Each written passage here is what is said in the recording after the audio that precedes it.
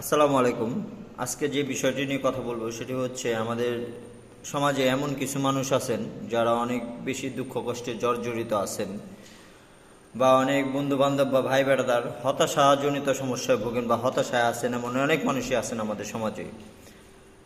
তো আমরা সমাজের যারা সুশীল মানুষ আছেন বা শুভাকাঙ্ক্ষী জন যারা আছেন, বা আমরা যারা ভাই বোন যারা আছি বা বন্ধু বান্ধব যারা আছি, আমাদের উচিত যে বন্ধুটি হতাশায় বা দুঃখ কষ্টে জর্জরিত আছেন এমন কিছু মানুষের সাহায্যার্থে বা তাদের প্রতি সহমর্মিতার হাতটি বাড়িয়ে দেওয়া, তাদের প্রতি বন্ধুসুলভ আচরণ নিয়ে সামনে যাওয়া, যাতে করে সে আত্মবিশ্বাস পায় এবং আপনার সহমর্মিতা বা আপনার বন্ধুত্বপূর্ণ আচরণটি পেয়ে সে সামনে এগিয়ে যাওয়ার সাহসটা পায় বা অনুপ্রেরণাটা পায়। তো সবার সাহায্য এগিয়ে আসুন, সবার প্রতি সহমর্মিতার এগিয়ে আসুন, ভালোবাসা বজায় রাখুন। পৃথিবী সুন্দর। ধন্যবাদ। আসসালামু আলাইকুম।